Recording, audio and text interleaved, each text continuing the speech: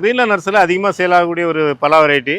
இது ஏற்கனவே நம்ம ஒரு 4 வருஷத்துக்கு முன்னாடி இந்த பலாவை பற்றி சொன்னதுனால நிறைய மக்களுக்கு ரீச் ஆயிடுச்சு. இப்போ இதில் பாருங்கள், பிஞ்சுகள் வந்திருக்கு. ஆண்பூக்கள் வந்து அப்படியே அழுகி காஞ்சி கீழே கொட்டிடும்.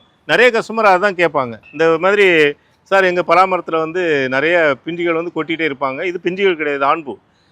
எப்போவுமே இலைகள் பசுமையாக இருக்கும், இலைகள் வந்து உதிராது. அதனால் ஒரு எவர்கிரீன் செடியாக இதை லேண்ட்ஸ்கேப்பிங்க்கு அதிகமாக யூஸ் பண்ணுவாங்க. நம்ம வீடுகள்லேயும் ஒரு செடிகள் வளர்க்கலாம். அதுமாதிரி ஒரு தரமான செடி தான் இது. பெரிய மரங்களாக வந்திருக்க செடிகள் பார்த்தீங்கன்னா 3 வெரைட்டி சொன்னோம் இல்லையா, 3 வெரைட்டி எவ்வளோ அழகாக கேப் விட்டு அடிக்கிருக்கும், இடைவெளி விட்டு அடிக்கிருக்கும். நம்ம ஒரு தோட்டத்தில் நடவு பண்ண மாதிரி.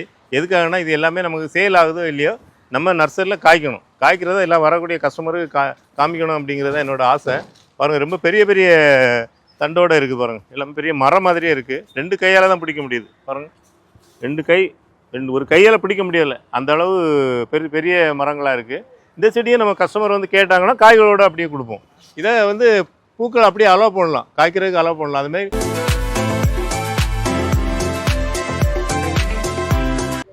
வணக்கம். சென்னை கூடாந்தியில் இருக்கக்கூடிய கிரீன்லேண்ட் நர்சரியில் டிசம்பர் மாதம் வந்திருக்க செடிகளை பற்றி தான் பார்க்க போகிறோம். இந்த ரோடில் வந்து எல்லாமே பெரிய பெரிய செடிகளாக வந்திருக்கு. நம்ம ஏற்கனவே அன்லோட் பண்ண செடி பார்த்திங்கன்னா இமாம் பசந்த் ரகம் எல்லாருக்குமே தெரியும். அது ரொம்ப நல்லா இருக்கிறதுனால நிறைய கஸ்டமர் வந்து நான் இருக்கும்போதே சாப்பிட்றணும் சார்ங்கிற இப்போ தோணியில் பேசுகிறாங்க. அதாவது அந்த பழம் அவங்க வந்து மரத்தை வச்சு அதில் உடனடியாக பழங்களை சாப்பிடணும்னு ஆசைப்படுறாங்க. ஏன்னா அந்த மாதிரி ஒரு சிறந்த ரகம். அதாவது மற்ற ரகங்களை வந்து அந்த மாதிரி யாரும் பெரும்பாலும் கேட்குறதில்ல. இந்த இமாம் பசந்த் மட்டும் எனக்கு கண்டிப்பாக எங்கள் உடனே காய்க்கிற மாதிரி வேணும்னு கேட்குறதுனால இந்த இமாம் பசந்த் மரமும் இந்த பெரிய செடிகளாக வந்திருக்கு. அதில் வந்திருக்க செடிகள் பார்த்திங்கன்னா எல்லாமே ஒரு 15 அடி 20 அடி நல்லா புஷியாக இருக்குது, பெரிய பெரிய செடிகளாக இருக்குது. ஒரு சில செடிகளில் நிறைய பூ இருக்குது. இப்போ நமக்கு இனி தான் பிஞ்சு பிடிக்கிற டைம். ஆனால் நம்ம ஊரில் இன்னும் பூக்கலை. நம்ம ஊர் தமிழ்நாடு. அது இப்போ வரக்கூடிய செடிகள் ஆந்திராவிலேருந்து வரனால அங்கே உள்ள கிளைமேட்டுக்கு அட்வான்ஸாக வரும். கேரளா, ஆந்திரா ரெண்டுமே நமக்கு ஒரு 2 மாதத்துக்கு முன்னாடியே பழங்கள் வர ஆரம்பிச்சிடும், பூக்க ஆரம்பிச்சிடும். இந்த பூக்களை நம்ம அலோவ் பண்ணலாம். அலோவ் பண்ணும்போது கண்டிப்பாக காய்கள் வரும். அதுமாதிரி பெரிய செடிகளாக வந்திருக்கு. அடுத்து நம்ம பார்க்குறது வியட்நாம் பலா. நம்ம கிரீன்லேண்ட் நர்சரியில் அதிகமாக சேல் ஆகக்கூடிய ஒரு பலா வெரைட்டி. இது ஏற்கனவே நம்ம ஒரு 4 வருஷத்துக்கு முன்னாடி இந்த பலாவை பற்றி சொன்னதுனால நிறைய மக்களுக்கு ரீச் ஆயிடுச்சு. இப்போ இதில் பாருங்கள், பிஞ்சுகள் வந்திருக்கு. பாருங்கள், ஆண் பூவும் வந்திருக்கு, பெண் பூவும் வந்திருக்கு. நிறைய பேருக்கு சந்தேகம் இருக்கும், ஆண் பூ எது பெண் பூ எதுங்கிறது. இந்த பாருங்கள், இந்த ஆண் பூங்கிறது இந்த வளவளப்பாக இருக்கு இல்லையா, இந்த இதுதான் ஆண் பூ, இது பெண் பூ. இது வந்து இந்த பாருங்கள், இதில் மகரந்த இதில் ஒட்டி அதுக்கப்புறம் பாலினேஷன் நடந்து அதுக்கப்புறமா தான் நமக்கு இது காயாக மாறும்.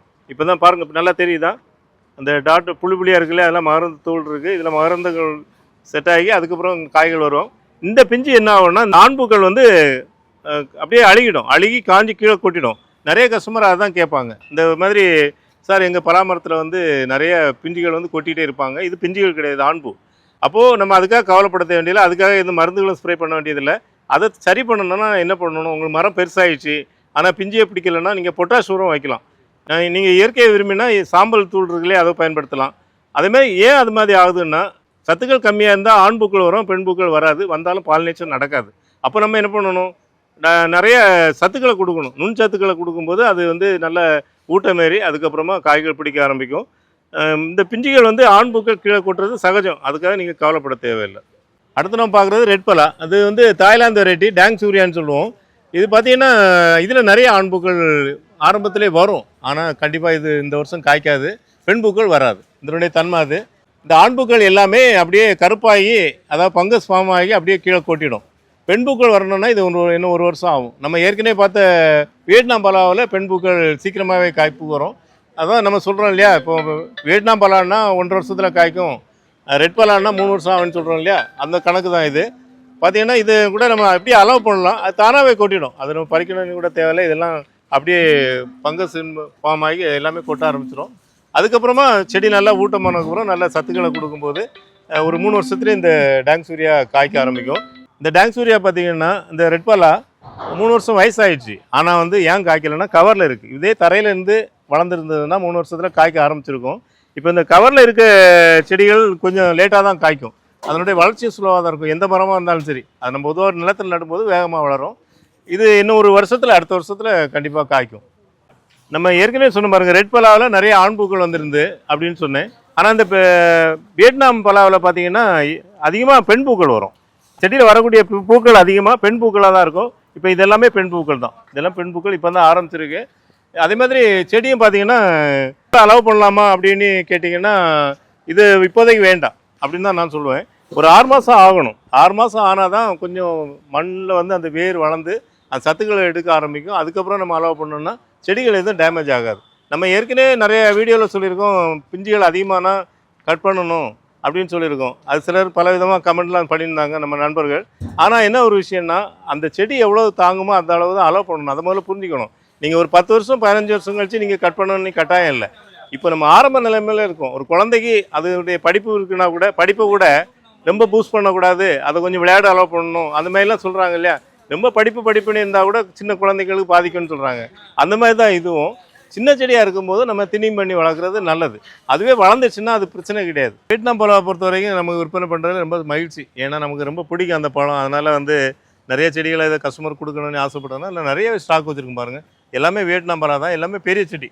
இது எல்லாமே பூக்கள் பிஞ்சுகள் வந்த செடிகள் தான். இது அப்படியே நம்ம நடவு பண்ணலாம். அதில் வரக்கூடிய பிஞ்சுகளை ஒரு 6 மாதத்துக்கு அப்புறம் காய்க்கிறதுக்கு அலோவ் பண்ணலாம். எல்லாமே எவ்வளோ செடிகள் இருக்குன்னு பாருங்களேன். கிட்டத்தட்ட ஒரு 50க்கும் மேற்பட்ட செடிகள் இருக்குது. இது எல்லாமே நம்ம நர்சரியில் எடுக்கிறோம். இந்த வீடியோ வேறு எங்கேயும் நம்ம வெளியே எடுக்கலை, நம்ம நர்சரியில் எடுக்கிறதுனால எல்லாமே இந்த செடிகள் வந்து வந்தோடனே நம்ம சேல் பண்ணுறதில்ல. இதெல்லாம் ஏற்கனவே வந்த செடிகள். இது ஒரு மாதம் நம்ம வச்சுருந்து தான் அதுக்கப்புறம் அந்த செடிகளை விற்பனை பண்ண ஆரம்பிப்போம். இப்போ அந்த பக்கம் இருக்க செடிகள்லாம் இப்போ வந்த செடிகள். அடுத்து நம்ம பார்க்குறது சபேதா, அதாவது அலகாபாத் சபேதா கொய்யா. அது சாட்டா சபேதான்னு சொல்லுவாங்க. இது ஒரு காலத்தில் கொடிக்கட்டி பிறந்த வெரைட்டின்னு நான் ஏற்கனவே சொல்லியிருக்கேன். ரொம்ப அருமையான வெரைட்டி. ஒயிட்டாக இருக்கும், ப்ளஸ் வந்து ஒயிட்டாக இருக்கும். அது ரொம்ப இனிப்பாக இருக்கும். அதாவது நாட்டு கொய்யா மாதிரி டேஸ்ட்டாகவும் இருக்கும். நிறைய காய்க்கிற தன்மையோடு இருக்கும். பாருங்கள், இந்த பிஞ்சுகள், இந்த சின்ன செடியிலே பிஞ்சுகள் இருக்குது, காய்கள் இருக்குது. எல்லாமே நல்ல நிறைய காய்க்கிற தன்மையோடு இருக்கிறதுனால விவசாயிகளுக்கு ரொம்ப கமர்ஷியலாக இருக்கும். பொதுவாக அந்த L49 நான் எப்போவுமே ரொம்ப அதிகமாக நம்ம நர்சரியில் ஸ்டாக் வைக்கிறது இல்லை. ஏன்னு கேட்டால் அது சிலருக்கு தான் பிடிக்கும். அது எப்படி இருக்குன்னா நல்லா சொரசொரப்பாக இருக்கும். வெளிப்பக்கம் பார்த்தீங்கன்னா அந்த சதை பகுதி கொஞ்சம் ஹார்டாக இருக்கும். ஆனால் அந்த அலகாபாத் சபேதா பழைய வெரைட்டியாக இருந்தால் கூட ஒரு ஆப்பிள் மாதிரி ஷேப் இருக்கும், ஒரு தக்காளி மாதிரி ஷேப் இருக்குன்னு சொல்லலாம். அது வந்து ரொம்ப இனிப்பாக இருக்கிறதுனால நிறைய பேர் வாங்குவாங்க. மார்க்கெட்டில் போகும்போது அது ஈஸியாக விற்பனை பண்ண முடியும். அதனால் இந்த செடிகளும் நம்ம சின்ன செடிகளாகவும் பெரிய செடிகளாகவுமே நம்ம சேல் பண்ணுறோம். அடுத்து நம்ம பார்க்குறது கேசர் மேங்கோ. இது வட இந்திய வெரைட்டி. ஆனால் வந்து எல்லாருமே அறிமுகமாகிடுச்சு. இப்போ ஒரு சமீப காலமாக நமக்கு ஒரு அறிமுகமான ஒரு காலப்பாடி ரகம் மாதிரி அறிமுகமாகிடுச்சு. எல்லாருமே இதை விரும்புகிறாங்க. அதனால் எல்லாமே பெரிய செடிகளாக எடுத்துகிட்டு வந்திருக்கோம். இந்த மரங்கள் பார்த்திங்கன்னா எல்லாமே பூக்களோடு வந்திருக்கு. நான் ஏற்கனவே சொன்ன மாதிரி இப்போ ஆந்திராவில் பூக்க ஆரம்பிச்சிச்சு மரங்கள். அதனால் பூவோட வந்திருக்கு. பாருங்கள், ஒரு கையால் பிடிக்க முடியாத அளவுக்கு இருக்குது. கையில் அடங்கல் அது. அந்த அளவு பெரிய செடிகளாக இருக்குது. பெரிய செடின்னு சொல்ல முடியாது, பெரிய மரமாக இருக்குது. இதில் வந்து இமாம் பசந்த் இருக்குது, கேசர் இருக்குது, அப்புறம் வந்து மல்லிகா இருக்குது. இந்த பெரிய மரங்களாக வந்திருக்க செடிகள் பார்த்தீங்கன்னா 3 வெரைட்டி சொன்னோம் இல்லையா. 3 வெரைட்டியும் எவ்வளோ அழகாக கேப் விட்டு அடிக்கிருக்கும், இடைவெளி விட்டு அடிக்கிருக்கும். நம்ம ஒரு தோட்டத்தில் நடவு பண்ண மாதிரி. எதுக்காகனா இது எல்லாமே நமக்கு சேல் ஆகுதோ இல்லையோ நம்ம நர்சரியில் காய்க்கணும். காய்க்கிறத எல்லாம் வரக்கூடிய கஸ்டமருக்கு காமிக்கணும் அப்படிங்கிறத என்னோடய ஆசை. பாருங்கள், ரொம்ப பெரிய பெரிய தண்டோடு இருக்குது. பாருங்கள், எல்லாமே பெரிய மரம் மாதிரியே இருக்குது. 2 கையால் தான் பிடிக்க முடியுது. பாருங்கள், 2 ஒரு கையால் பிடிக்க முடியலை, அந்த அளவு பெரிய பெரிய மரங்களாக இருக்குது. இந்த செடியை நம்ம கஸ்டமர் வந்து கேட்டாங்கன்னா காய்களோடு அப்படியே கொடுப்போம். இதை வந்து பூக்கள் அப்படியே அலோவ் பண்ணலாம், காய்க்கிறதுக்கு அலோவ் பண்ணலாம். அதுமாதிரி நிறைய பூக்கள் இருக்கிறதையும் பார்க்கலாம். எல்லா செடியிலையுமே பூக்களும் இருக்குது. நீ இப்போ உடனடியாக இந்த சீசன் நல்லா இருக்கிறதுனால உங்களுக்கு எல்லாமே காய்க்க ஆரம்பிச்சிடும். அடுத்து நம்ம பார்க்குறது மியாசாக்கி. ஜப்பானில் 2.25 லட்ச ரூபாய்க்கு சேலான ஒரு வெரைட்டி. இந்த ஜப்பான் வெரைட்டி நம்ம ஊரில் காய்க்குமானி சந்தைகளை இப்போ நிறைய பேர் குறைஞ்சிருச்சு. நம்ம முன்னாடி அடிக்கடி கேட்பாங்க. இப்போ எல்லாருமே டைரெக்டாக வந்து எனக்கு மியாசாக்கி மாங்கன்னு கொடுங்க அப்படின்னு கேட்குற அளவுக்கு பாப்புலர் ஆகிடுச்சு. இது வந்து இப்போ எல்லாமே தரமாகவும் இருக்குது. ஆரம்ப காலத்தில் செடிகள் வந்து சுமாரான செடிகளாக தான் வந்தது. இப்போ எல்லாமே பாருங்கள் 7 அடி 8 அடி உயரத்தில் பெரிய பெரிய செடிகளாகவே இருக்குது. இந்த மியாசாக்கி ரகத்தை பொறுத்த வரைக்கும் நம்ம சின்ன செடிகள் 650 ரூபாங்கிற ரேஞ்சிலேருந்து நம்ம சேல் பண்ணிகிட்டு இருக்கிறோம். அடுத்து நம்ம பார்க்குறது தாய்லாந்து கொய்யா. இந்த தாய்லாந்து கொய்யா நிறைய கொத்தாக காய்க்குன்னு சொல்லுவேன் இப்போ எல்லா வீடியோலையும். அதேமாதிரி இந்த காய்ச்சிருக்கு பாருங்கள், இந்த ஒரு கொத்திலே 4 பிஞ்சுகள் இருக்குது. 4மே பெரிய காயாக வருது. எல்லாமே இதனுடைய ப்ளஸ் வந்து உள்ள பிங்க் கலரில் இருக்கும், ரொம்ப ஸ்வீட்டாக இருக்கும். நம்ம கடைகளில் வாங்கி சாப்பிடும்போது அந்த ஸ்வீட்டை நம்ம பார்க்க முடியாது. நம்மளே நம்ம வீட்டிலேயே தோட்டத்திலே வளர்த்தா தான் அந்த தாய்லாந்து கொய்யாவுடைய ருசி நமக்கு தெரியும். அதனால் எல்லாருமே இது மாடியிலையும் வளர்க்கலாம், தரையிலையும் வளர்க்கலாம். அடுத்து நம்ம பார்க்குறது சைனா பாக்ஸுங்கிற ஒரு வெரைட்டி. அதாவது முறையா எக்ஸோட்டிக்கான்னு சொல்லுவாங்க. இதனுடைய பூக்கள் ரொம்ப மனமாக இருக்கும். அதாவது காட்டு செடி மாதிரி ஈஸியாக வளரும். இது சைனா பாக்ஸ்னு சொல்கிற காரணம் என்னென்னா, ஒரு பாக்ஸ் மாதிரி இதை எந்த மாதிரி ரூபம் வேணாலும் உருவத்துக்கு கொண்டு வரலாம். அதை கட் பண்ணுறது மூலமாக ரொம்ப அடர்த்தியாக வளரும். இதை கட் பண்ணி விட்டோன்னா ஒரு காம்பவுண்ட் வால் மாதிரியே கூட இதை மெயின்டைன் பண்ணலாம். பாருங்கள், பூக்கள் இதை மாதிரி தான் இருக்கும். இதில் இருக்கக்கூடிய பூக்கள் கம்மியாக தான் இருக்குது. ஆனால் இதை கட் பண்ணி வளர்த்தோன்னா நிறைய கொத்தாக பூக்கள் வரும். அதன்பக்கம் பாரிஜாதம்லாம் சொல்கிறோம் இல்லையா, நல்லா பூ மணமாக இருக்கும்னு சொல்லி, அதே மாதிரி இந்த செடியும் ஒரு ரொம்ப மனம் நிறைஞ்ச ஒரு வெரைட்டி. இதெல்லாம் ஒரு 20 வருஷம் ஆச்சு. அதாவது 20 வருஷத்துக்கு முன்னாடி இந்த செடிகள் கிடைக்காது நம்ம இந்தியாவில், அந்த மாதிரி இருந்தது. ஆனால் இந்த செடி எவர் கிரீன், எப்போவுமே இலைகள் பசுமையாக இருக்கும், இலைகள் வந்து உதிராது. அதனால் ஒரு எவர் கிரீன் செடியாக இதை லேண்ட்ஸ்கேப்பிங்க்கு அதிகமாக யூஸ் பண்ணுவாங்க. நம்ம வீடுகள்லேயும் ஒரு செடிகள் வளர்க்கலாம். அதுமாதிரி ஒரு தரமான செடி தான் இது. எப்போ வரதை விட பெரிய வண்டியில் பெரிய லாரியில் வந்திருக்கிறதுனால உங்களுக்கு 2 பார்ட்டாகவே வரும். நீங்கள் தொடர பாருங்கள். எங்கள் புதுசாக பார்க்குறவங்களா இருந்தால் சப்ஸ்கிரைப் பண்ணுங்கள். மற்றபடி இது உங்களுக்கு இந்த வீடியோவில் வந்திருக்க செடிகள் உங்களுக்கு பிடிச்சிருந்தா யாருக்காவது உங்கள் ரிலேட்டிவ்ஸ் ஃப்ரெண்ட்ஸுக்கு ஷேர் பண்ணுங்கள். நன்றி, வணக்கம்.